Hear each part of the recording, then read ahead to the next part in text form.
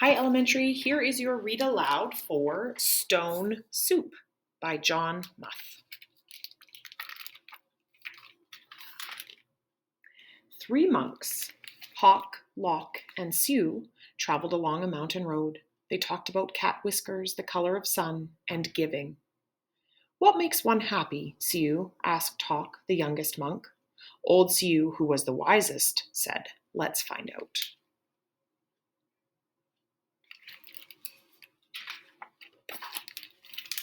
The sound of a bell brought their gaze to the rooftops of a village below. They could not see from so high above that the village had been through many hard times. Famine, floods, and war had made the villagers weary and untrusting of strangers. They had even become suspicious of their neighbors.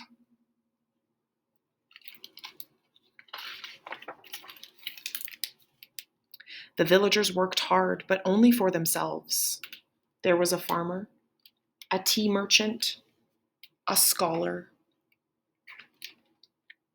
a seamstress, a doctor, a carpenter, and many others. But they had little to do with one another.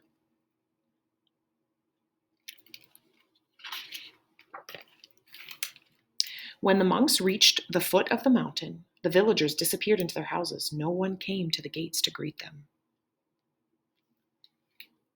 And when the people saw them enter the village, they closed their windows tight.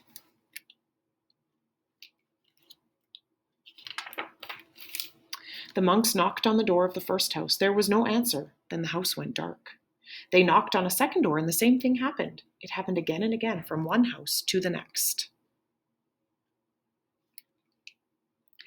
These people do not know happiness, they all agreed. But today, said Siu, his face bright as the moon, we will show them how to make stone soup. They gathered twigs and branches and made a fire. They placed a small tin pot on top and filled it with water from the village well. A brave little girl who had been watching came to them. What are you doing? She asked. We are gathering twigs, said Lock. We are making a fire, said Hawk.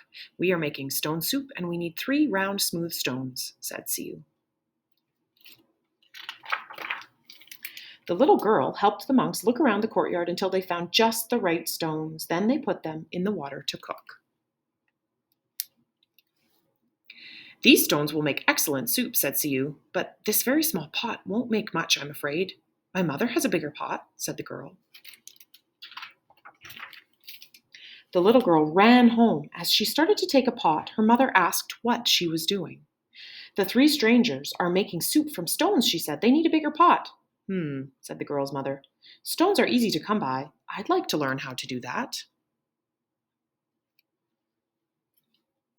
The monks poked the coals. As smoke drifted up, the neighbors peered out from their windows. The fire and the large pot in the middle of the village was a true curiosity. One by one, the people of the village came out to see just what this stone soup was. Of course, old-style stone soup should be well seasoned with salt and pepper, said Hawk. This is true, said Lock as he stirred the giant pot filled with water and stones, but we have none. I have some salt and pepper, said the scholar, his eyes big with curiosity. He disappeared and came back with salt and pepper and even a few other spices.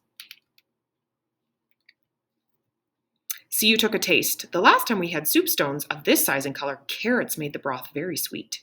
Carrots? Said a woman from the back. I may have a few carrots, but just a few. And off she ran. She returned with as many carrots as she could carry and dropped them into the pot.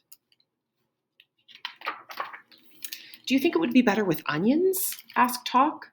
Oh, yes, maybe an onion would taste good, said the farmer, and he hurried off. He returned in a moment with 5 big onions, and he dropped them into the bubbling soup. Now that's a fine soup, he said. The villagers all nodded their heads as the smell was very agreeable. But if only we had some mushrooms, said Siu, rubbing his chin.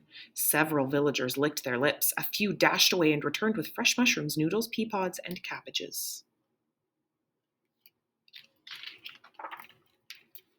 Something magical began to happen among the villagers. As each person opened their heart to give, the next person gave even more, and as this happened, the soup grew richer and smelled more delicious.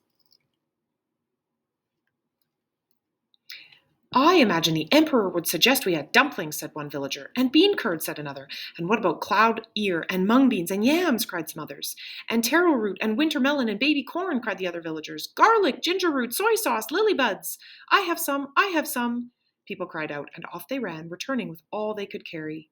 The monks stirred, and the pot bubbled. How good it smelled, how good it would taste, how giving the villagers had become.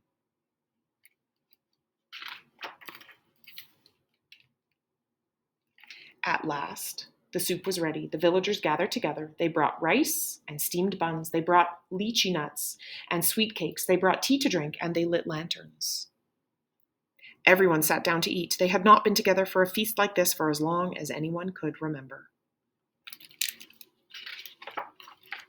After the banquet, they told stories, sang songs, and celebrated long into the night. Then they unlocked their doors and took the monks into their homes and gave them very comfortable places to sleep.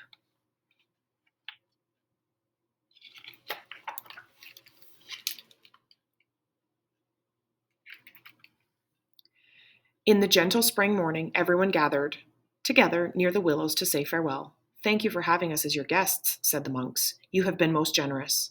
Thank you, said the villagers. With the gifts you have given, we will always have plenty. You have shown us that sharing makes us all richer. And to think, said the monks, to be happy is as simple as making stone soup.